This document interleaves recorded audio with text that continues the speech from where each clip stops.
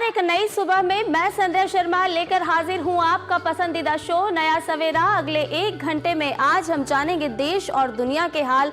साथ ही साथ नया सवेरा में हमारा फोकस रहेगा 26/11 के मास्टरमाइंड तहव्वुर राणा से जुड़ी हुई तमाम खबरों पर। साथ ही साथ आपको बताएंगे कि प्रधानमंत्री नरेंद्र मोदी आज किन 2 राज्यों के दौरे पर रहने वाले हैं। साथ ही साथ कौन कौन सी सौगात भी वो देने वाले हैं आपको बताएंगे। खेल से जुड़ा हुआ हाल, मौसम पर भी होगी बात। तमाम बड़ी खबरों के साथ पूरे 1 घंटे हमारे साथ बने रहिए। शुरुआत करते हैं टॉप स्टोरीज के साथ। आतंकी तहव्वुर राणा 18 दिन की एनआईए रिमांड पर। दिल्ली की विशेष अदालत में देर रात तक चली सुनवाई। मुंबई हमलों के पीड़ितों को मिलेगा इंसाफ।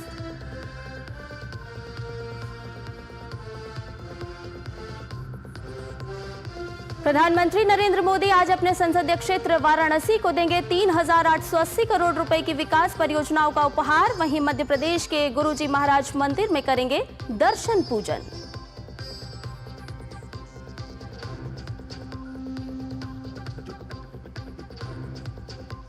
राष्ट्रपति द्रौपदी मुर्मू आज स्लोवाकिया में भारतीय व्यापारियों के साथ करेंगे अनौपचारिक बातचीत।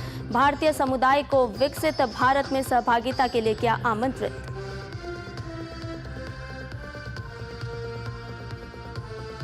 वक्फ संशोधन कानून पर सुप्रीम कोर्ट में 16 अप्रैल को सुनवाई। मुस्लिम समुदाय की ओर से अधिनियम की वैधानिकता को दी गई है चुनौती। केंद्र सरकार ने दाखिल की कैविएट।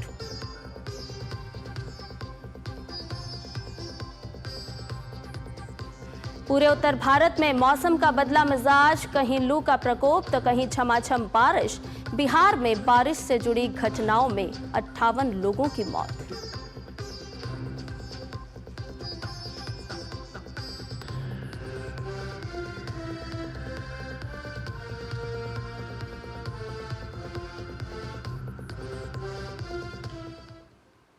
और शिकंजे में आतंकी राणा। जी हां, अमेरिका से भारत लाए गए मुंबई हमले के मास्टरमाइंड आतंकी तहव्वुर राणा को 18 दिन की एनआईए रिमांड पर भेज दिया गया है। देर रात करीब 2 बजे पटियाला हाउस कोर्ट ने आतंकी राणा को जांच एजेंसी की रिमांड में भेजने का फैसला लिया। बता दें कि 26/11 मुंबई हमले का आरोपी तहव्वुर राणा कल अमेरिका से भारत लाया गया। दिल्ली के पालम एयरपोर्ट पर गुरुवार शाम को विमान पहुंचा। एयरपोर्ट पर ही राणा का मेडिकल हुआ। इसके बाद एनआईए की टीम उसे दिल्ली के पटियाला हाउस कोर्ट लेकर गई, जहां उसे एनआईए के स्पेशल जज के सामने पेश किया गया। एनआईए के वकील दयान कृष्णन ने अदालत के सामने राणा के खिलाफ सबूत पेश किए। एनआईए ने अदालत से तहव्वुर की 20 दिन की रिमांड की मांग की थी। बहस के बाद कोर्ट ने फैसला सुरक्षित रख लिया। वहीं रात करीब 2:10 पर अदालत ने फैसला सुनाते हुए राणा की 18 दिन की रिमांड एनआईए को दे दी। अब जांच एजेंसी की टीम राणा से गहन पूछताछ करेगी।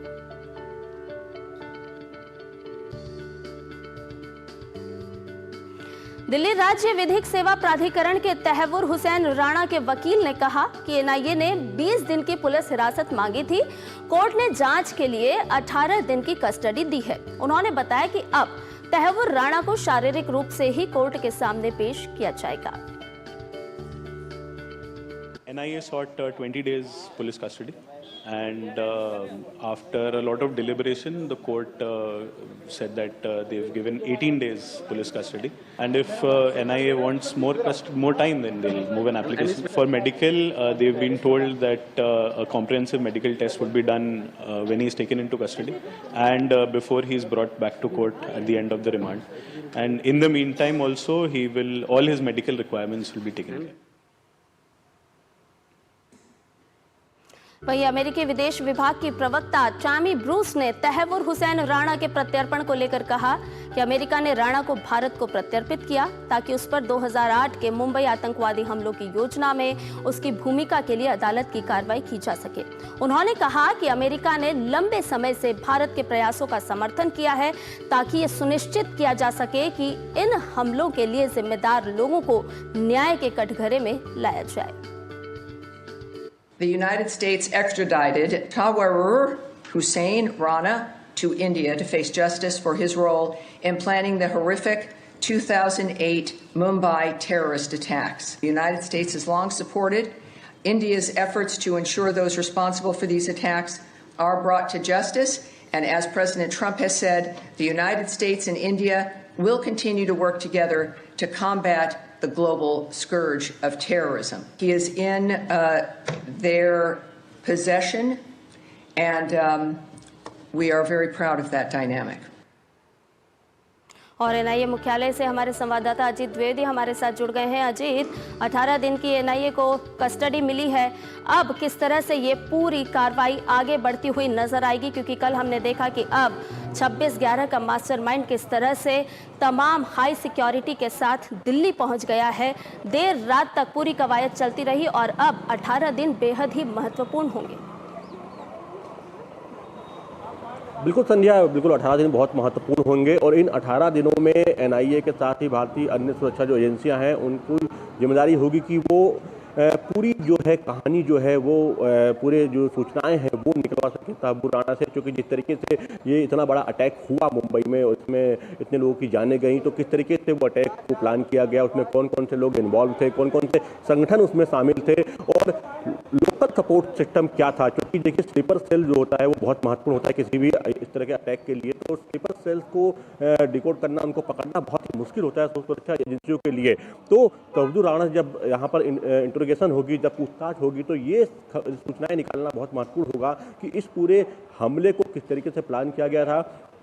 अगर कुछ लोगों ने सपोर्ट किया है तो वो कौन लोग थे, कुछ संगठन जो उसमें शामिल थे, कुछ नए नाम भी सामने आ सकते हैं, कुछ ऐसे नाम भी सामने आ सकते हैं जो कि अनएक्सपेक्टेड हो सकते हैं, कुछ ऐसे संगठनों के नाम सामने आ सकते हैं जिन्होंने भी सपोर्ट किया हो। तो 18 दिन बहुत महत्वपूर्ण रहने वाले हैं इस पूरे मामले में और कोशिश होगी एनआईए की और अन्य एजेंसियों की कि ज़्यादा से ज़्यादा जानकारी जो है वो निकाल सकें, ज़्यादा से ज़्यादा सबूत जो है वो जुटा सकें तहब्बुर राणा के खिलाफ पे। और ये जो पूरा इतना बड़ा हमला हुआ था उसकी पूरी एक जो कह सकते हैं कि पूरी बारीकी से इसकी जांच हो सके, तमाम पहलू को जो है उसके सामने आ सके। तो 18 दिनों के लिए अब रिमांड पर है तहब्बुर राणा और एक बड़ी कामयाबी हम कह सकते हैं कि ये मिली है हमारी जो सुरक्षा एजेंसियां हैं देश की उनको। और जिस तरीके से लंबे समय से इंतजार किया जा रहा था कि तहब्बुर राणा को जो है वो अमेरिका से भारत लाया जाएगा और पूछताछ यहाँ पर हो सकेगी और वो अब शुरू हो चुकी है और 18 दिन तक लगातार जो है यहाँ पर पूछताछ होगी। तमाम एजेंसियाँ अपने अपने तरीके से पूछताछ करेंगी और तमाम ऐसी जानकारियाँ निकल के सामने आ सकती हैं जिसका कि जो कि बहुत बड़ा खुलासा भी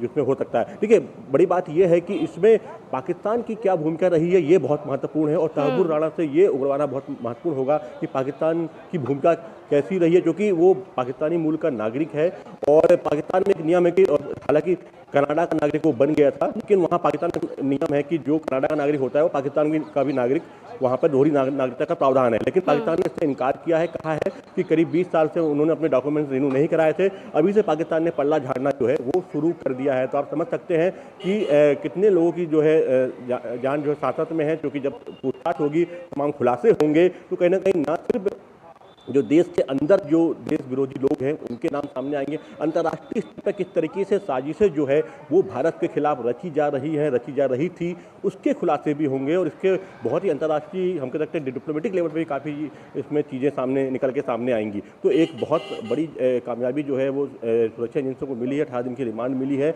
अब इस रिमांड में कोशिश ये होगी कि ज़्यादा से ज़्यादा जानकारी जो है वो निकाली जाए तहब्बुर राणा से और तमाम जो सबूत हैं वो जुटाए जाएं। और ये देखिए बहुत बड़ा समय होता है 18 दिन का। हालांकि देखिए आगे चल के हो सकता है कि जब बहुत सारी चीज़ें न निकल के आए, क्योंकि जो इस तरह के जो अपराधी होते हैं बहुत ज़्यादा शातिर होते हैं, बहुत ज़्यादा चालाक होते हैं और जानकारियाँ नहीं देते हैं, तो पॉलीग्राफ टेस्ट या नार्को टेस्ट का भी जो है एनआईए जो है वो डिमांड कर सकती है, कोर्ट से मांग कर सकती है, क्योंकि इस तरीके के टेस्ट के लिए जो है जांच के लिए कोर्ट से परमिशन लेनी होती है। तो आगे हो सकता है कि देखने वाली बात होगी कि आगे चल के किस तरीके से जानकारियां निकालने के लिए इस तरीके के टेस्ट भी जो है वो किए जा सकते हैं। लेकिन अब 18 दिन जो है तहब्बुर राणा जो है एनआईए के कब्जे में है और तमाम स्तर पर पूछताछ की जाएगी, तमाम जानकारियां जो है उससे जुटाने का प्रयास जो है किया जाएगा और कड़ियाँ जो है जोड़ी जाएंगी कि किस तरीके से ये पूरा प्लानिंग हुआ, किस तरीके से अंतर्राष्ट्रीय स्तर पर इसको प्लान किया गया और किस तरीके से इसको इम्प्लीमेंट किया गया मुंबई में और लोकल सपोर्ट सिस्टम को किस तरीके से यूज किया इन्होंने।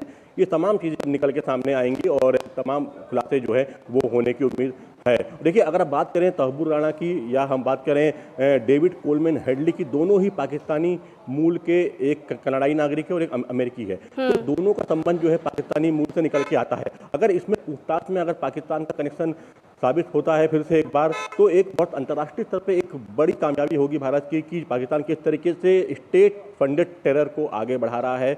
वो जो भारत बोलता आ रहा है वो अपने आप में स्थापित होगा। साथ ही पाकिस्तान की भूमिका जो रही है भारत में आतंकवाद फैलाने की और इस तरीके से बड़े अटैक कराने की, वो एक बार फिर से सामने निकल के सामने आएगी। और साथ ही अंदर जो सपोर्ट सिस्टम है, किस तरीके से आतंकवादी जो है इस तरह के हमलों को अंजाम देते आए हैं, किस तरीके से अंदर जो लोग हैं जो सपोर्ट करते हैं या स्लीपर सेल जो है उनके नाम भी निकल के आएंगे और ये बड़े खुलासे जो है ये हो सकते हैं। और अब धीरे धीरे देखिए, हालांकि बहुत ज़्यादा जानकारी अभी निकल के सामने नहीं आएगी क्योंकि जो सुरक्षा एजेंसियां होती हैं वो बहुत ज़्यादा जानकारियां नहीं देती हैं, क्योंकि बहुत ज़्यादा तमाम तरह के प्रोटोकॉल होते हैं इसको लेकर। लेकिन उम्मीद है कि जब कोर्ट में ये सब मामले सामने आएंगे, जो कि सुनवाई भी देखिए बंद कमरे में हो रही है और वहाँ पे मीडिया को भी एंट्री जो है वो कोर्ट ने नहीं दी है, तो बहुत ही संवेदनशील मामला, बहुत सेंसिटिव है, बहुत ही महत्वपूर्ण ये मामला है। तो इसको लेकर जब धीरे धीरे जानकारियाँ सामने आएंगी तो निकल के आएंगी, तो आप देखेंगे कि तमाम ऐसे चीज़ें निकल के आएंगी जो कि अभी तक इसकी जानकारी नहीं थी। लेकिन सुरक्षा एजेंसियों के सामने चुनौती भी है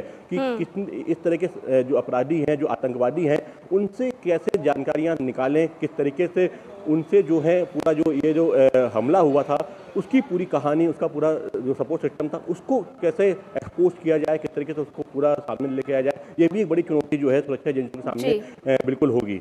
जी अजीत, हम देख रहे हैं कि जिस तरह से भारत की ये एक बड़ी कूटनीतिक जीत है और दुनिया में जिस तरह से संदेश गया है भारत की कूटनीति का, प्रधानमंत्री नरेंद्र मोदी के एक सशक्त नेतृत्व का, उसके साथ ही साथ हम देख रहे हैं कि अमेरिका और इजराइल जैसे देशों की प्रतिक्रिया भी सामने आई है जो ये मानता है कि इस तरह के आतंकवाद के जो चरण फैला रहा है उसको कहीं ना कहीं रोकना बहुत ही जरूरी है, जिसमें भारत की प्रशंसा भी सामने आई है। ऐसे में पाकिस्तान तो खैर अपना पल्ला झाड़ ही रहा है, लेकिन आपसे ये जानना चाहेंगे कि एनआईए के अलावा क्या और भी कई जांच एजेंसियां होंगी जो अपनी कस्टडी मांगेगी इस 18 दिन के बाद?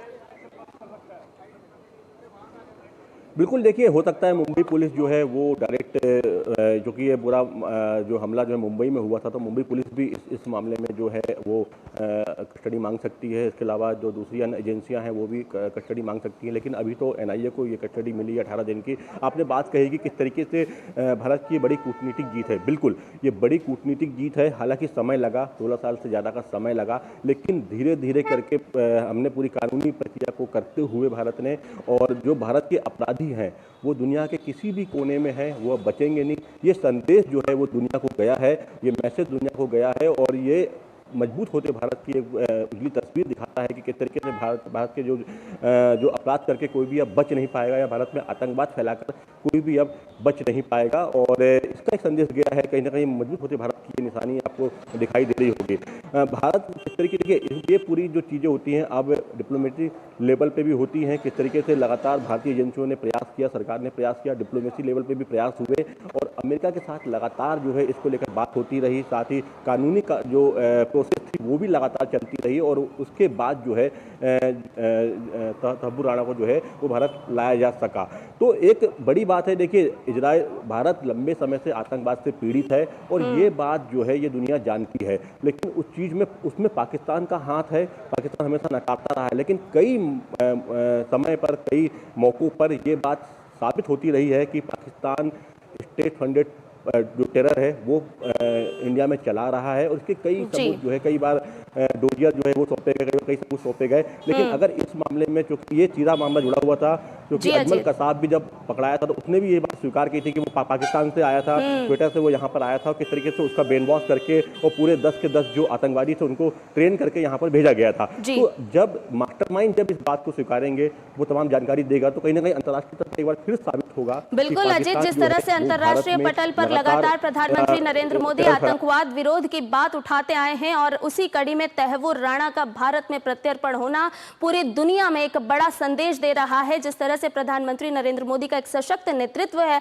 और वो हमेशा कहते हैं कि हम शांति दूत हैं, हम शांति की बात करते हैं, लेकिन भारत की तरफ अगर कोई आंख उठा के देखेगा तो हम घर में घुस के मारेंगे। और या फिर इस तरह से तहव्वुर राणा का भी एक बड़ा उदाहरण पूरी दुनिया के सामने नजर आएगा, जिसे प्रत्यर्पित करके भारत लाया जाएगा और संविधान और कानून के तहत उसे सजा दिलाई जाएगी। बहुत बहुत शुक्रिया अजीत, तमाम जानकारी हमसे साझा करने के लिए।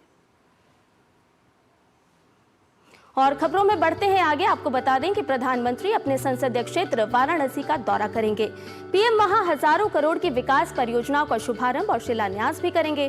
पीएम के दौरे को लेकर स्थानीय लोगों में भारी उत्साह है और प्रधानमंत्री का दौरा वाराणसी को लेकर के भाजपा के काशी क्षेत्र के अध्यक्ष दिलीप पटेल से बात की है हमारे संवाददाता ने। प्रधानमंत्री नरेंद्र मोदी शुक्रवार को अपने संसदीय क्षेत्र वाराणसी में होंगे हजारों करोड़ की विकास परियोजनाओं के उपहार के साथ। 3900 करोड़ रुपए से अधिक की जिन 44 परियोजनाओं का शुभारंभ और शिलान्यास होगा, उनसे काशी के विकास को नई गति मिलेगी।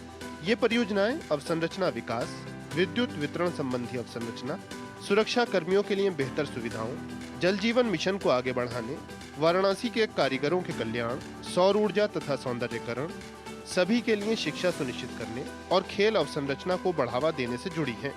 यशस्वी प्रधानमंत्री जी और वाराणसी लोकसभा के लोकप्रिय सांसद अपने संसदीय क्षेत्र में 50वां बार आ रहे हैं। इंटरनेशनल क्रिकेट स्टेडियम का निर्माण, काशी के चारों तरफ चौड़ी सड़कों का रिंग रोड का निर्माण, ओवर ब्रिज का निर्माण, काशी में चिकित्सा के दृष्टि से टाटा कैंसर अस्पताल का निर्माण, बाबा विश्वनाथ धाम का निर्माण और नमो घाट का निर्माण, गंगा घाट का निर्माण, सौंदर्यीकरण, ऐसे तमाम काम है जिसको माननीय प्रधानमंत्री जी के नेतृत्व में इन 11 सालों में काशी का कायाकल्प हुआ है।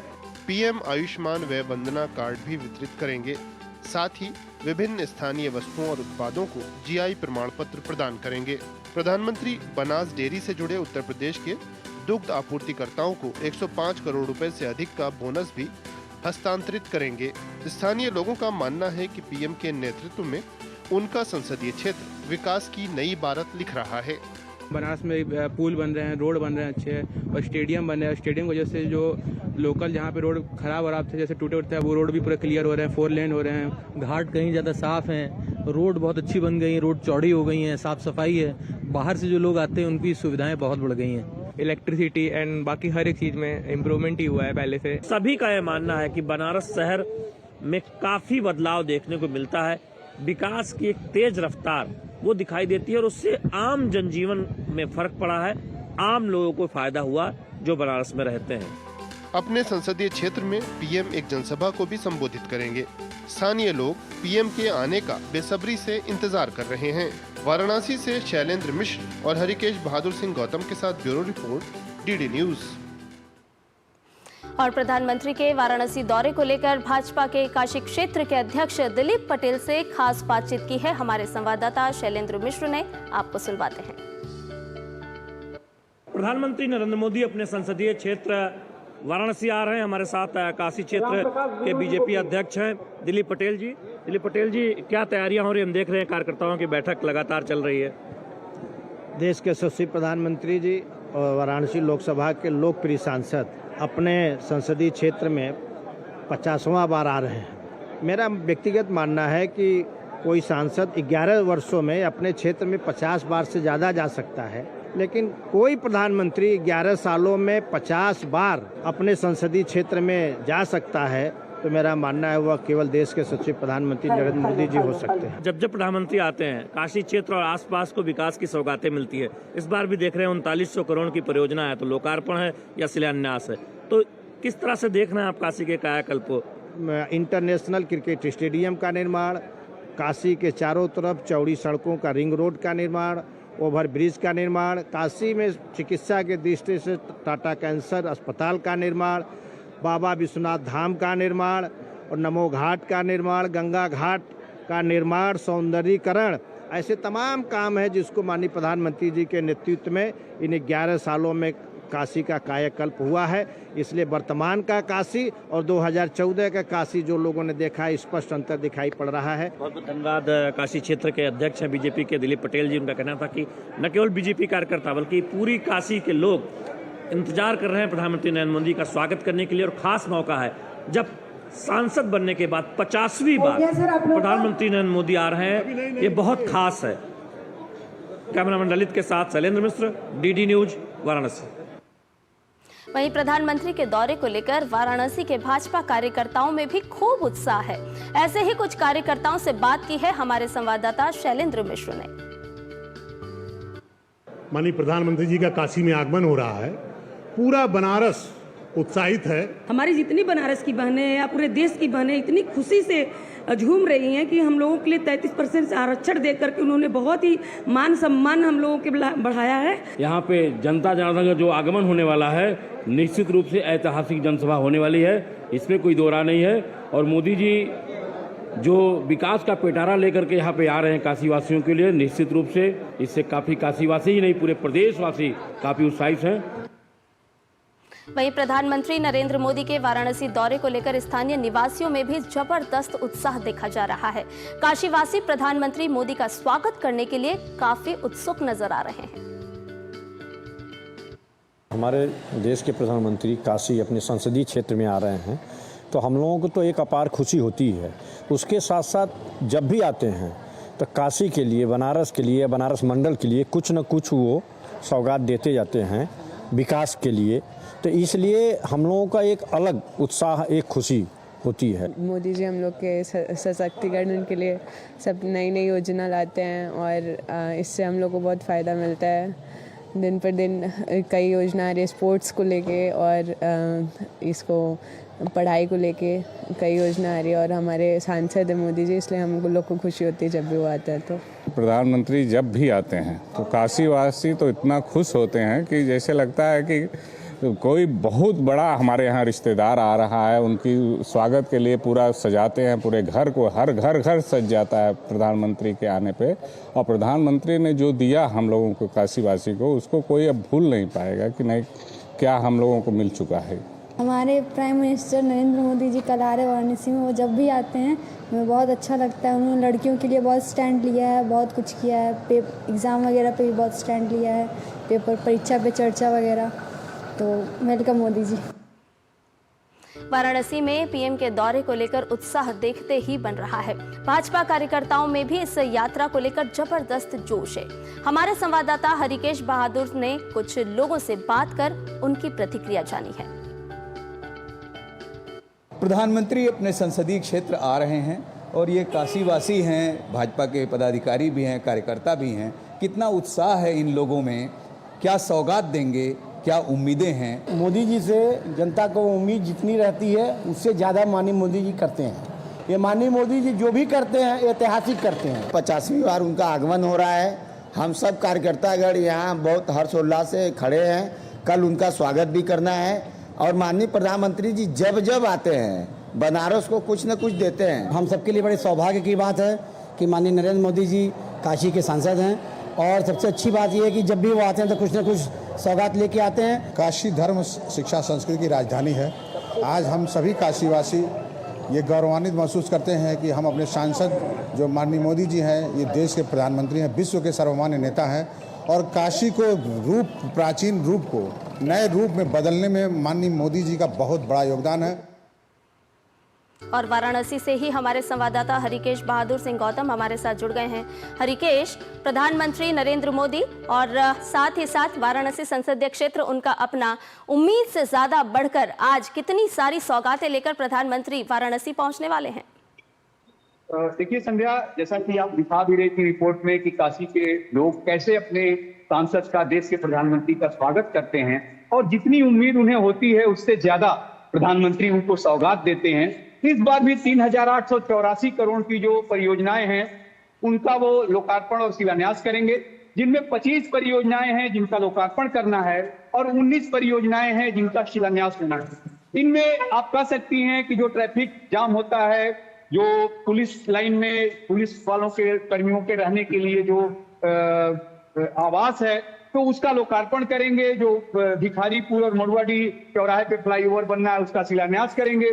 इंटरनेशनल एयरपोर्ट है, लाल बहादुर शास्त्री एयरपोर्ट यहाँ पे, जिसका विस्तारीकरण हो रहा है। उसमें चूंकि एक सड़क है, मार्ग है, जो कि उसके ऊपर एयरपोर्ट बनना है, विस्तारीकरण में उसके सुरंग का शिलान्यास करेंगे। विद्युत कई उपकेंद्र हैं, उनका भी शिलान्यास करना है। तो इस तरह की जो परियोजनाएं हैं जिनका लोकार्पण और शिलान्यास करना है वो 3,884 करोड़ की हैं। इसके अलावा बनास डेयरी जो यहाँ पर अमूल का उद्यम है दूध का, उसके लिए भी प्रधानमंत्री ने यहाँ पर उसका शिलान्यास किया था, लोकार्पण किया। और जो किसान उससे जुड़े हुए हैं, जो दुग्ध उत्पादन करने के बाद अमूल डेयरी में देते हैं, बनास डेयरी में, उनको भी जो बोनस मिल रहा है वो भी देंगे। 70 वर्ष से ज्यादा जो उम्र के आयु के वर्ग के लोग हैं, उनमें भी 4 लोगों को जी। तो प्रधानमंत्री नरेंद्र मोदी तमाम बड़ी विकास परियोजनाओं के साथ वाराणसी पहुंचेंगे। जी, उसके जो सांसद हैं यहाँ के, वो कोशिश करते हैं कि जो काशी के नागरिक हैं उनको इस तरह की सुविधाएं मिल सके उनके माध्यम से। हरिकेश, बड़ी सारी परियोजनाएं आज प्रधानमंत्री के माध्यम से वाराणसी को मिलेगी। जिस तरह से वाराणसी के वासियों को भी हम अभी सुन रहे थे और वो कह रहे थे कि वाराणसी की पूरी तरह से काया पलट हो चुकी है, और आज जब परियोजनाएं तमाम 39,000 करोड़ रुपए की जो मिलेंगी प्रधानमंत्री नरेंद्र मोदी के माध्यम से, तो विकास को पंख लगने वाले हैं। जी बिल्कुल, विकास को पंख तो आप इस तरह से देख सकती हैं इसको कि जैसा वो भारतीय जनता पार्टी के क्षेत्र अध्यक्ष बता रहे थे कि किस तरह से नमो घाट हो गया, TFC हो गया, रुद्राक्ष सेंटर हो गया, टाटा कैंसर इंस्टीट्यूट हो गया। तो इस तरह से इसको जो हेल्थ के सेक्टर में जिसको मेडिकल हब कहते हैं, प्रधानमंत्री ने अपने एक भाषण में कहा था कि काशी को मेडिकल हब बनाना है, वो बनता हुआ दिख रहा है। इसके साथ प्रधानमंत्री का एक सपना है जिसको विकास से विरासत, विरासत से विकास की ओर ले जाने का, उसको भी यहाँ पर उन्होंने कर दिखाया है। साथ ही जो GI टैग के लिए आप उत्तर प्रदेश में 21 GI टैग मिले हैं, उसका सर्टिफिकेट भी प्रधानमंत्री देंगे, जिसमें 9 तो केवल वाराणसी से, तो इसमें वाराणसी और इसके आसपास के जो जिले हैं, इनमें खास तौर से कृषि उन्हें भी इस योजना का लाभ मिलेगा। बिल्कुल हरिकेश, 3900 करोड़ रुपए की विकास परियोजनाओं के साथ आज प्रधानमंत्री नरेंद्र मोदी वाराणसी पहुंचेंगे और वहां की जनता को भी बेहद बेसब्री से इंतजार है प्रधानमंत्री नरेंद्र मोदी का। बहुत बहुत शुक्रिया हरिकेश, तमाम जानकारी हमसे साझा करने के लिए। और फिलहाल रुकने एक छोटे से ब्रेक के लिए जल्द हाजिर होंगे।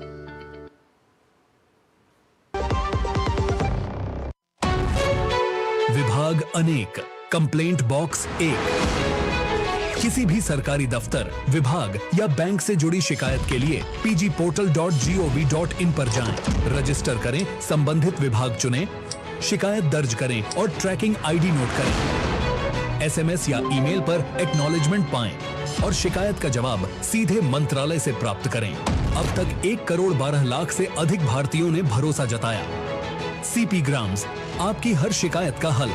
अभी शिकायत दर्ज करें pgportal.gov.in।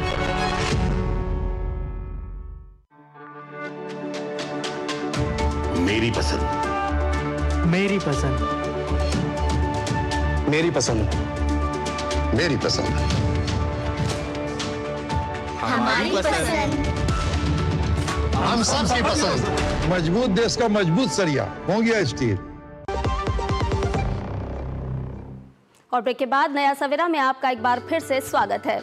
आपको बता दें कि प्रधानमंत्री नरेंद्र मोदी मध्य प्रदेश में आनंदपुर धाम जाएंगे। पीएम गुरुजी महाराज मंदिर में दर्शन और पूजन अर्चन करेंगे। पीएम के दौरे को लेकर लोगों में जबरदस्त उत्साह है।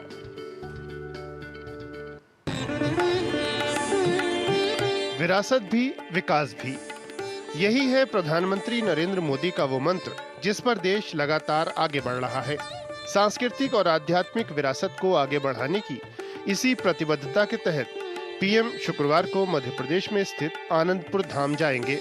अशोकनगर जिले की ईसागढ़ तहसील में स्थित ये धाम आध्यात्मिकता का बड़ा केंद्र है। पीएम गुरुजी महाराज मंदिर में दर्शन और पूजा अर्चना करेंगे। साथ ही आनंदपुर धाम स्थित मंदिर परिसर का भ्रमण भी करेंगे। पीएम के दौरे को लेकर लोगों में जबरदस्त उत्साह है। देश के प्रधानमंत्री पहली बार अनंतपुर में आ रहे हैं। हमारे अनंतपुर का भी इससे नाम बढ़ेगा, लोगों में जाएगा, इससे देश में भी जाएगा और विदेश में भी अनंतपुर का नाम बढ़ेगा। इससे बहुत बड़ी खुशी है, हमें भी है, अनंतपुर वासियों को भी है, महात्माओं को भी है। काफ़ी खुश हैं महात्मा लोग, जहाँ के जितने भी हमारे अनंतपुर के भाई हैं, महात्मा जी हैं, वो इस देख के बहुत खुश हैं कि प्रधानमंत्री जी आ रहे हैं, कि हमारे यहाँ अनंतपुर में आ रहे हैं। आसपास के लोग भी मैंने देखा काफ़ी उनके भी अच्छा उनके विचार है कि प्रधानमंत्री जी आ रहे हैं, बड़े खुश हैं। ऐसा दरबार है ये कि एकदम सच्चा दरबार है। जो आपकी मन्नत है वो पूरी भी होती है और यहाँ कोई दिखावा नहीं है, अमीर गरीब सब बराबर हैं। और प्रधानमंत्री जी यहाँ आ रहे हैं तो हमारे लिए बहुत ही गर्व की बात, हमारे देश के लिए। आनंदपुर धाम की स्थापना आध्यात्मिक और परोपकारी उद्देश्यों के लिए की गई है। 315 हेक्टेयर में फैले इस क्षेत्र में 500 से अधिक गायों के साथ एक आधुनिक गौशाला है और श्री आनंदपुर ट्रस्ट परिसर के अंतर्गत कृषि गतिविधियां संचालित की जाती हैं। आनंदपुर धाम आध्यात्म और शांति का तो एक प्रतीक है ही, संस्कृति का तो एक प्रतीक है ही, साथ साथ किस तरीके से मानव सेवा की जा सकती है और संतों के द्वारा एक स्थान को किस तरीके से निर्मित कर आत्मनिर्भर बनाया जाता है, इस बात का भी एक बहुत अच्छा उदाहरण है। ट्रस्ट सुखपुर गांव में चैरिटेबल अस्पताल, सुखपुर और आनंदपुर में स्कूल और देश भर में विभिन्न सत्संग केंद्रों का संचालन कर रहा है। आनंदपुर धाम धर्म और आस्था का प्रमुख केंद्र, वो केंद्र जिसके प्रति देश दुनिया के श्रद्धालुओं की प्रगाढ़ आस्था है। ये केंद्र इस बात का भी प्रतीक है कि कैसे संतों के द्वारा एक बंजर और वीरान पड़ी धरती को एक धार्मिक केंद्र के रूप में स्थापित किया जा सकता है। यहाँ के प्रकल्प ये बताते हैं कि किस तरीके से समाज और राष्ट्र की सेवा की जा सकती है। प्रधानमंत्री का यहाँ आना अपने आप में कई मायने रखता है। कैमरामैन गौरव निरुटर के साथ आदित्य श्रीवास्तव, डीडी न्यूज़, आनंदपुर धाम, अशोकनगर। और ज़्यादा जानकारी के साथ मध्य प्रदेश के अशोकनगर से ही हमारे संवाददाता आदित्य श्रीवास्तव भी हमारे साथ जुड़ गए हैं। आदित्य, बागेश्वर धाम के बाद आज आनंदपुर धाम में प्रधानमंत्री नरेंद्र मोदी पहुंचने वाले हैं। एक अलग ही पहचान रखता है ये धाम और वैशाख मेले की तो पूरे दुनिया में, पूरे विश्व में इसकी पहचान है। बिल्कुल संध्या, प्रधानमंत्री का कमिटमेंट है विकास भी, विरासत भी और कैसे धर्म अध्यात्म को आगे बढ़ाने की दिशा में प्रधानमंत्री आगे काम कर रहे हैं। ये इस बात का एक और प्रतीक है। आनंदपुर धाम न सिर्फ धर्म अध्यात्म का एक प्रतीक है बल्कि सेवा, मानव सेवा की ध्यान से अगर देखें किस तरीके से एक धाम काम कर सकता है और आत्मनिर्भरता के साथ किस तरीके से ये धाम जो है अपनी एक छवि बनाया हुआ है या एक उदाहरण के तौर पर समाज में मौजूद है। इस लिहाज से अगर देखें तो आनंदपुर धाम का बहुत महत्व हो जाता है। अद्वैत मत को मानने वाले जो लोग हैं वो यहाँ पर देश दुनिया से पहुंचते हैं और आज प्रधानमंत्री यहाँ पर पहुंच रहे हैं। 4 मंदिरों की अगर बात की जाए तो प्रमुख 4 मंदिर यहाँ पर हैं जहाँ प्रधानमंत्री आज दर्शन करेंगे, वहां पर मत्था टेकेंगे। इसके अलावा एक सरोवर है जहाँ प्रधानमंत्री पूजा करेंगे, आरती करेंगे और कुछ लोगों को जो भक्त यहाँ पर आते हैं देश भर से उनको संबोधित भी करने जा रहे हैं।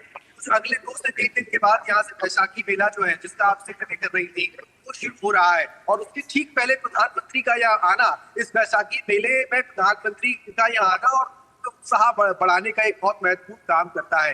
5वीं पातशाही की अगर बात की जाए, प्रथम, द्वितीय, तृतीय, चतुर्थ, 5 पातशाही की जो प्रकाश है वो यहाँ पर मौजूद है। वर्तमान में 6वीं पातशाही जो है वो गद्दी पर मौजूद है। प्रधानमंत्री उनसे भी मिलेंगे और इस पूरे आश्रम की अगर बात की जाए तो किस तरीके से यहाँ की जो प्रकल्प है वो मानव सेवा का काम कर रहे हैं, चाहे वो शिक्षा हो, स्वास्थ्य हो, गौशाला हो और किस तरीके से ये प्रकल्प न सिर्फ आश्रम में आने वाले लोग बल्कि और जो आसपास के इलाके हैं, क्योंकि बंजर पड़ी इस पूरी भूमि की अगर बात की जाए तो उस जगह पर किस तरीके से संतों के द्वारा एक आश्रम निर्मित कर दिया जाता है। बिल्कुल आदित्य, संतों ने जिस तरह से एक चैरिटेबल का काम भी कर रहे हैं, एक बड़ी सारी गौशाला भी यहाँ पर है जो बताती है कि किस तरह से मानव सेवा के साथ साथ आप पशुधन की भी सेवा करते हैं और एक बड़ा संदेश आज प्रधानमंत्री नरेंद्र मोदी के माध्यम से भी पूरे देश में, पूरी दुनिया में जाएगा। बहुत बहुत शुक्रिया तमाम जानकारी हमसे साझा करने के लिए। और आपको बता दें कि राष्ट्रपति द्रौपदी मुर्मू के स्लोवाकिया दौरे का आज अंतिम दिन है। राष्ट्रपति आज फिक्की प्रतिनिधि मंडल के भारतीय व्यापारियों के साथ अनौपचारिक बातचीत करेंगी। इससे पहले कल उन्होंने राष्ट्रपति द्रौपदी मुर्मू ने स्लोवाकिया की राजधानी ब्रातिस्लावा में भारतीय समुदाय को संबोधित किया। अपने संबोधन में उन्होंने भारत स्लोवाकिया संबंधों को रेखांकित किया। भारत और स्लोवाकिया के आपसी संबंध एक दूसरे के प्रति सम्मान और साझा लोकतांत्रिक मूल्यों पर आधारित है। पिछले कुछ वर्षों में हमने आर्थिक, राजनीतिक और सांस्कृतिक संबंधों में निरंतर वृद्धि देखी देती। मेरी स्लोवाक नेताओं के साथ हुई सभी वार्ताओं में मुझे ये सुनकर प्रसन्नता हुई है कि वे भारतीय समुदाय के कड़े परिश्रम और स्लोवाकिया के विकास और प्रगति में उनके बहुमूल्य योगदान के प्रति काफी सम्मान की भावना रही है। राष्ट्रपति द्रौपदी मुर्मू ने कहा कि भारत की विरासत और परंपराएं स्लोवाकिया के लोगों के बीच काफी लोकप्रिय है। भारत की विरासत और परंपराएं हमारे स्लोवाक मित्रों के बीच काफ़ी लोकप्रिय है। योगा और आयुर्वेद से लेकर भारतीय व्यंजनों तक स्लोवाकिया में भारतीय संस्कृति के प्रति दिखाई देने वाले प्रेम दोनों देशों के लोगों के बीच बढ़ते मजबूत संबंधों का प्रमाण है। पिछले 5 वर्षों में प्रवासी भारतीयों की संख्या में 4 गुना वृद्धि हुई है और अब ये संख्या 6000 हो गई है। दिवाली, होली, नवरात्रि और ओणम जैसे त्यौहार समुदाय द्वारा बड़े उत्साह के साथ मनाया जाता है। राष्ट्रपति द्रौपदी मुर्मू ने आगे कहा कि भारत तेजी से बढ़ती अर्थव्यवस्था है और जैसे जैसे भारत वैश्विक शक्ति के रूप में उभर रहा है, इसकी पहचान संकट के समय फास्ट रिस्पॉन्डर के रूप में हो रही है। भारत दुनिया की सबसे तेजी से बढ़ती प्रमुख अर्थव्यवस्था है। इस दशक के अंत से पहले हम तीसरी सबसे बड़ी अर्थव्यवस्था बन जाएंगे। जैसे जैसे भारत एक वैश्विक शक्ति के रूप में उभरा रहा है, इसकी पहचान संकट के समय में फास्ट रेस्पॉन्डर और एक विश्वसनीय डेवलपमेंट पार्टनर के रूप में हो रही है। ग्लोबल साउथ के प्रति भारत की प्रतिबद्धता ने एक जिम्मेदार ग्लोबल स्टेक होल्डर के रूप में हमारी भूमिका को मजबूत किया है। और नया सवेरा में अब रुक करते हैं अगली खबर का। सुप्रीम कोर्ट 16 अप्रैल को वक्फ संशोधन कानून को लेकर दाखिल याचिकाओं की सुनवाई करेगा। इस मामले पर चीफ जस्टिस संजीव खन्ना की अध्यक्षता वाली 3 जजों की बेंच सुनवाई करेगी। दूसरी तरफ केंद्र सरकार ने भी सुप्रीम कोर्ट में कैविएट दाखिल की है। केंद्र ने किसी भी आदेश से पहले अपना पक्ष सुने जाने की मांग की है। चूंकि वक्फ संशोधन कानून का विरोध करने वाली याचिकाओं में कानून पर रोक लगाने की भी मांग की गई है, ऐसे में सरकार ने यह सुनिश्चित करने की कोशिश की है कि बिना उसका पक्ष सुने कोर्ट कोई एक तरफा आदेश ना दे। लोकसभा और राज्यसभा में वक्फ संशोधन बिल पास होने के बाद 5 अप्रैल को राष्ट्रपति द्रौपदी मुर्मू ने इसे मंजूरी दी थी। 8 अप्रैल से ये कानून पूरे देश में लागू हो गया है। और देश के अन्य राज्यों की तरह ओडिशा में भी आज से आयुष्मान भारत प्रधानमंत्री जन आरोग्य योजना लागू हो जाएगी।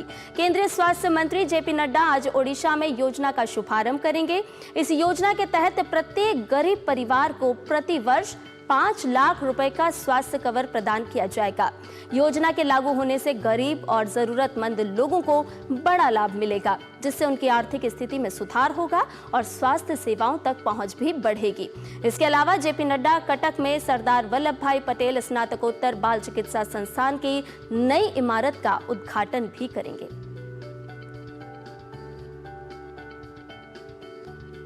रुक करते हैं बिहार का, जहां गुरुवार को 24 जिलों में तेज आंधी के साथ हुई मूसलाधार बारिश और वज्रपात ने भारी तबाही मचा दी है। इसमें कुल 58 लोगों की जान गई है। वज्रपात से 15 जिलों में 23 लोगों की मौत हो गई, जबकि इस दौरान तेज आंधी से पेड़ और दीवार गिरने से 35 लोगों की जान चली गई। दीवार गिरने से सबसे ज्यादा नालंदा में 22 लोगों की मौत हुई है। वहीं भोजपुर में 5, गया में 3, गोपालगंज, जहानाबाद, पटना, अरवल और मुजफ्फरपुर में एक व्यक्ति की मौत हुई है।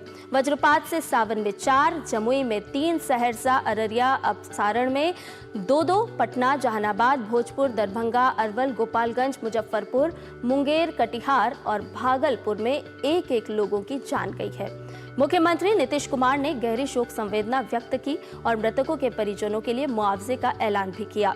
सीएम ने मृतकों के आश्रितों को तत्काल 4-4 लाख रुपए अनुग्रह राशि प्रदान करने के निर्देश दिए हैं।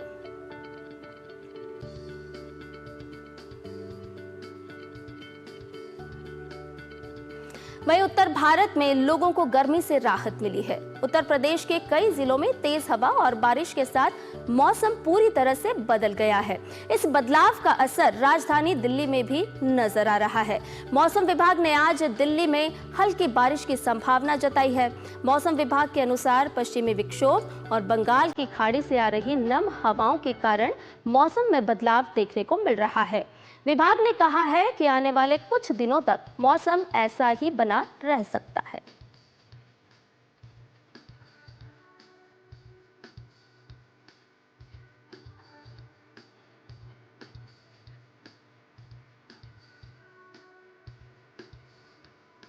और पटना से हमारे संवाददाता मधुरेश नारायण हमारे साथ जुड़ गए हैं। मधुरेश, किस तरह से मौसम विभाग अब आगे की संभावनाएं व्यक्त कर रहा है, क्योंकि हम देख रहे हैं कि जिस तरह से मौसम ने एकदम से करवट ली है उसने बड़ी संख्या में जान माल को नुकसान पहुंचाया है।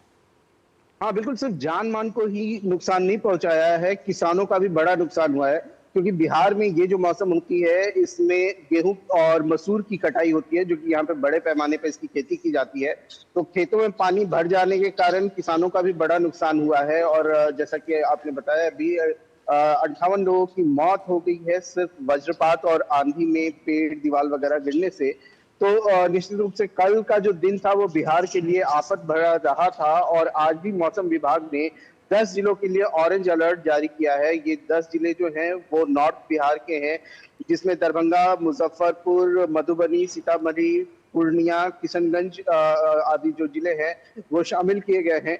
इसके अलावा ये भी संभावना जताई जा रही है कि कुछ जिले जो साउथ बिहार के हैं, जो झारखंड से लगे हुए हैं, वहां पे भी आज हल्के से मध्यम दर्जे की बारिश दर्ज की जा सकती है। इसके साथ ही एक कम दबाव का जो क्षेत्र है वो जो बिहार पे बना हुआ था, जिसके कारण ये बारिश और आंधी देखने को मिल रही थी, ये भी अगले 24 घंटे के बाद थोड़ा कमजोर पड़ेगा, जिसके बाद लोगों को राहत मिलेगी। फिलहाल पटना में अभी सुबह 8:30 बजे धूप खिली हुई है और हवा भी धीमी चल रही है। जी मधुरेश, अगर शासन और प्रशासन की तैयारियों की बात की जाए तो किस तरह से एहतियात बरता जा रहा है और लोगों को भी किस तरह से एहतियात बरतने के लिए कहा जा रहा है? देखिए, बिहार जो है वो थंडर प्रोन जोन इलाके में आता है, जहां सबसे ज्यादा थंडर स्ट्राइक होती है। तो ऐसे में जो आपदा प्रबंधन विभाग है और आपदा प्रबंधन प्राधिकार है, दोनों के द्वारा इसको लेकर के नवंबर दिसंबर से ही ट्रेनिंग प्रोग्राम शुरू कर दिए जाते हैं। लोगों को जागरूक किया जाता रहता है कि किस तरीके से वो तेज बारिश या आंधी या वज्रपात के समय अपने आप को सुरक्षित रखे। इसके बाद भी घटनाएं दुर्घटना होती रहती हैं। अभी वर्तमान में जो आपदा प्रबंधन विभाग है उसके द्वारा लगातार मोबाइल पे मैसेज अलर्ट भी भेजा जा रहा है लोगों को कि कितने देर में बारिश होने की संभावना है या कितने देर में वज्रपात होने की संभावना है। इसके अलावा भी अलग अलग स्तरों पर जिला प्रशासन के द्वारा लोगों को जागरूक किया जा रहा है कि जब कभी भी वज्रपात हो या तेज बारिश हो तो किस तरीके से अपने आप को सुरक्षित रखें। इसके अलावा जो जिला अस्पताल है, जो सदर अस्पताल है अलग अलग जिलों के, वहां भी विशेष व्यवस्था की गई है कि अगर इस तरह के कोई मरीज आते हैं जो वज्रपात से घायल होते हैं या किसी तरीके से बारिश या आंधी में फंस करके घायल होते हैं तो उनके त्वरित इलाज की व्यवस्था की जाए। जी मधुरेश, क्या कोई ऐसे चिन्हित स्थान है जहां पर अधिक एहतियात बरतने की आवश्यकता हो और शासन और प्रशासन ने वहां के लिए ज्यादा करके ध्यान फोकस किया हो और लोगों को भी सजग रहने के लिए कहा हो? जिस तरह से आप कह रहे हैं कि प्राकृतिक आपदा है और बड़ी संख्या में लोगों को नुकसान पहुंचाए, लेकिन अब आगे इस तरह का कोई नुकसान ना पहुंचे, उसके लिए क्या डबल तरीके से कोई एहतियात बरता जा रहा है? हाँ, निश्चित रूप से कल जो कम दबाव का क्षेत्र था और जो तेज तूफान का जो एरिया चिन्हित किया गया था वो साउथ बिहार में था। तो कल जो अलर्ट था वो मौसम विभाग की तरफ से साउथ बिहार के लिए अलर्ट जारी किया गया था और यही अलर्ट आपदा विभाग की तरफ से जारी किया गया था, जिसको लेकर के जिला प्रशासन को अलर्ट किया गया था। आज ये अलर्ट जो है वो नॉर्थ बिहार की तरफ शिफ्ट हो गया है। जो कम दबाव का क्षेत्र था वो नॉर्थ बिहार की तरफ शिफ्ट हो गया है। हालांकि इसका जो असर है वो थोड़ा कमजोर पड़ गया है। ये जो कम दबाव का क्षेत्र था वो कमजोर पड़ा है, लेकिन फिर भी आपदा प्रबंधन विभाग ने सभी जिलों को जहां के लिए ऑरेंज अलर्ट जारी किया गया है, विशेष तौर पर चिन्हित करके उनको अलर्ट किया गया है। साथ ही चिकित्सा व्यवस्था को भी दुरुस्त रखने के निर्देश दिए गए। बहुत शुक्रिया मधुरेश, तमाम जानकारी हमसे साझा करने के लिए बहुत बहुत धन्यवाद। और आइए खबरों में बढ़ते हैं आगे। आपको बताएं कि आज समाज सुधारक, शिक्षाविद और विचारक महात्मा ज्योतिबा फुले की जयंती है। प्रधानमंत्री नरेंद्र मोदी ने महात्मा ज्योतिबा फुले की जयंती पर उन्हें नमन किया है। प्रधानमंत्री ने एक्स पर कहा कि मानवता के सच्चे सेवक महात्मा फुले को उनकी जयंती पर सादर नमन। उन्होंने समाज के शोषित और वंचित वर्गों के कल्याण के लिए अपना जीवन समर्पित कर दिया। देश के लिए उनका अमूल्य योगदान हर पीढ़ी को प्रेरित करता रहेगा।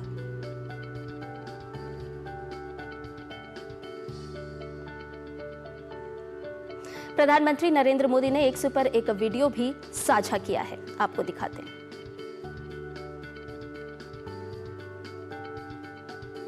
महात्मा फुले ने भारतीय समाज पर अपना गहरा प्रभाव छोड़ा है। भेदभाव और असमानता के खिलाफ बड़ी लड़ाई लड़ी, जन जन के सशक्तिकरण के प्रयास किए, सत्य शोधक समाज की स्थापना की। महात्मा फुले ने बेटियों के बंद शिक्षा के दरवाजों को खोला। उस दौर में बेटियों के लिए स्कूल खोले, कन्या शिशु हत्या के खिलाफ आवाज उठाई। वो कहते भी थे कि किसी भी समाज के विकास का आकलन उस समाज में महिलाओं की स्थिति को देखकर किया जा सकता है। हमें बाबा साहब आम्बेडकर के कार्यों में भी महात्मा फुले के प्रभाव साफ दिखाई देते हैं। महात्मा फुले के जीवन से प्रेरणा लेते हुए मैं सभी माता, पिता और अभिभावकों से अनुरोध करता हूं कि वे बेटियों को जरूर पढ़ाएं। मैं देश के लोगों को महात्मा फुले की जयंती पर बहुत बहुत बधाई देता हूं। केंद्रीय गृह मंत्री अमित शाह ने भी महात्मा ज्योतिबा फुले जी को उनकी जयंती पर नमन किया है। अमित शाह ने एक्स पर लिखा है कि महान समाज सुधारक, शिक्षाविद और विचारक महात्मा ज्योतिबा फुले जी को उनकी जयंती पर कोटि कोटि नमन। देश के वंचितों और पिछड़ों के सशक्तिकरण के लिए आजीवन कटिबद्ध महात्मा ज्योतिबा फुले जी आधुनिक भारत में महिला शिक्षा के अग्रदूत बने। सत्यशोधक समाज की स्थापना के माध्यम से समाज को कुरीतियों से मुक्त बनाने की दिशा में उन्होंने उल्लेखनीय कार्य किए। शिक्षा, समानता और न्याय के माध्यम से सामाजिक परिवर्तन की बुनियाद रखने वाले महात्मा का जीवन अनुकरणीय है।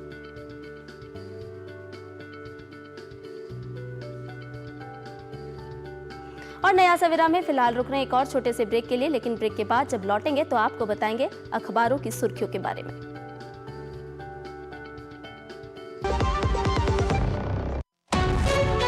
विभाग अनेक, कंप्लेंट बॉक्स 1।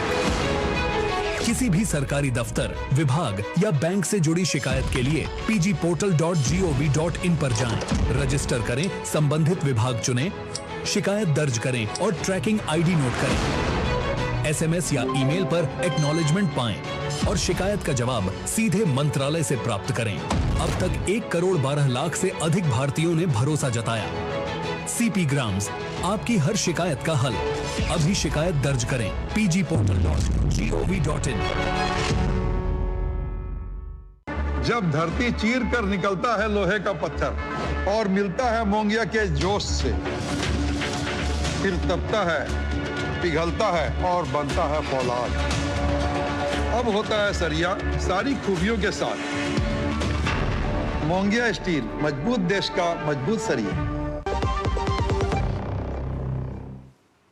और ब्रेक के बाद नया सवेरा में आपका एक बार फिर से स्वागत है। और आइए अब जान लेते हैं अखबारों की सुर्खियों के बारे में।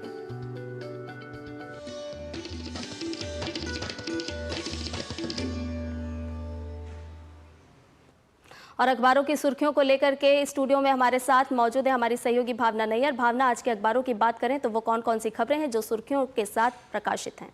संध्या, सुप्रभात। अगर आज के अखबारों की बात करें तो मुख्य सुर्खी तहव्वुर हुसैन राणा से ही जुड़ी हुई है, जिसे सभी अखबारों ने अपने मुख्य पृष्ठ पर जगह दी है। जी हां, कल तहव्वुर हुसैन राणा यानी कि 26/11 आतंकी हमलों का मुख्य आरोपी अमेरिका से भारत प्रत्यर्पित किया जा चुका है, जिसके बाद अब उस पर शिकंजा कसता हुआ नजर आ रहा है। कोर्ट में उसकी पेशी हुई है, 18 दिनों की रिमांड पर उसे भेज दिया गया है। आज 10 बजे से पूछताछ शुरू होगी, लेकिन इससे पहले कई सवालों से गुजरना पड़ेगा तहव्वुर सिंह राणा को। और ऐसे में पाक किस तरीके से इस भूमिका में रहा था, उसका पर्दाफाश भी कहीं ना कहीं होता हुआ नजर आएगा।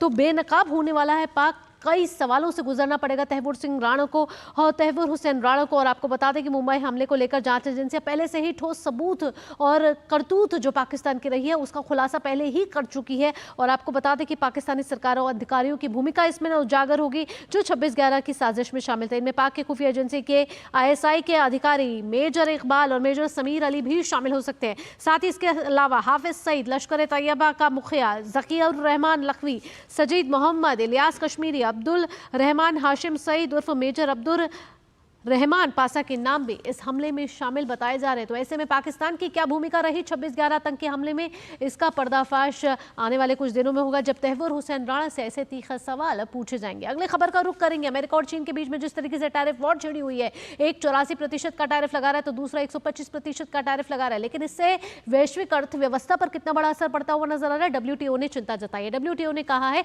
कम विकसित देश जो है ऐसे में उन पर दबाव पड़ता हुआ नजर आ रहा है, लेकिन भारत इस समय पर अवसर खोजता हुआ नजर आ रहा है, क्योंकि दोनों ही बड़ी अर्थव्यवस्थाएं, ऐसे में भारत के पास अच्छे उत्पाद हैं जिससे वो दोनों देशों के साथ व्यापार कर सकता है। और आपको बता दें कि अन्य अर्थव्यवस्थाएं, खासकर सबसे कम विकसित देशों पर इसका असर देखने को मिलेगा, WTO ने कहा है। और वैश्विक व्यापार अनिश्चितता से नकारात्मक व्यापार आर्थिक प्रभाव केवल अमेरिका और चीन पर नहीं, लेकिन अन्य देशों पर भी देखने को मिलेंगे। और आपको बता दें कि विश्व व्यापार में अमेरिका और चीन के बीच होने वाले व्यापार की हिस्सेदारी करीब 3% है। अगली खबर का रुख करेंगे। भारत पाक सेना से जुड़ी हुई एक खबर है। इस महीने की दूसरी फ्लैग मीटिंग हुई है, और ये फ्लैग मीटिंग हुई है ब्रिगेड कमांड स्तर की, जहां दोनों ही देशों के बीच सीमा प्रबंधन से जुड़े मुद्दों पर बातचीत हुई है। और भारत ने घुसपैठ के प्रयासों, संघर्ष विराम उल्लंघन और IED विस्फोटों का मुद्दा उठाया है। जिस तरीके से दोनों देशों के बीच संधि हुई है, ऐसे में भारत का कहना है कि उसमें पाकिस्तान लगातार उल्लंघन करता हुआ आ रहा है। भारत और पाकिस्तान ने 25 फरवरी 2021 को जब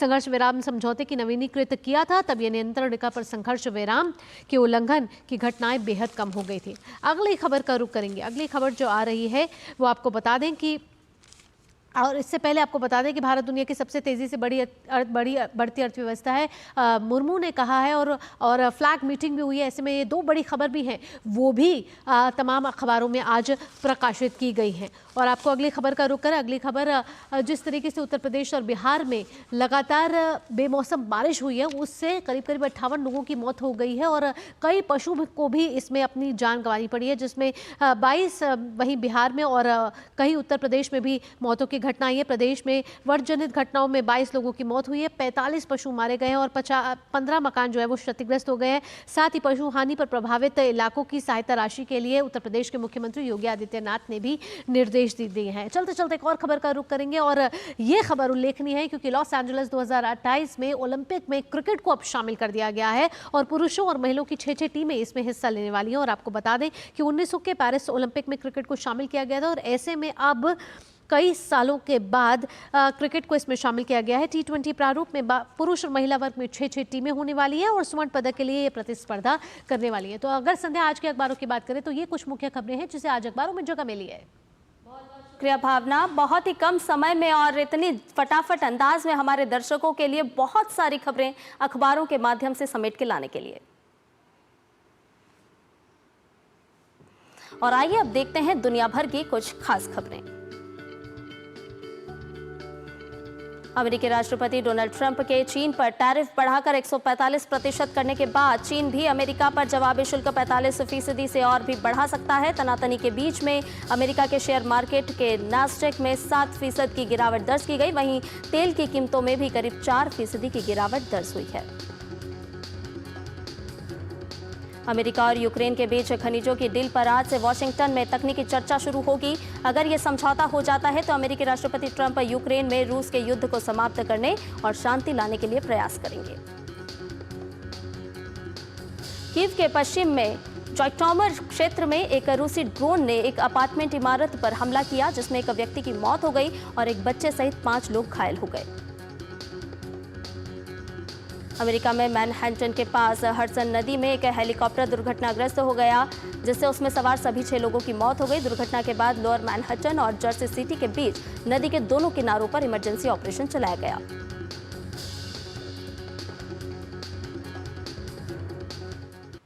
और आइए बात कर लेते हैं कारोबार जगत की। भारत की ऊर्जा मांग में मार्च में इजाफा देखने को मिला है। इसकी वजह से तापमान में वृद्धि और इंडस्ट्रियल एवं कमर्शियल गतिविधियों में इजाफा होना है। भारत की टेक्नोलॉजी इंडस्ट्री में तेजी से वृद्धि जारी है। ऐसे में अधिक से अधिक महिलाएं उच्च मांग वाली भूमिकाओं को लेकर आगे आते हुए मजबूत प्रभाव डाल रही है। जगुआर लैंड रोवर इंडिया ने ऐलान किया है कि वित्त वर्ष 2025 में कंपनी ने अब तक की सबसे अधिक 6,183 यूनिट्स की बिक्री की है। इसमें वित्त वर्ष 2024 के मुकाबले 40% का इजाफा हुआ है।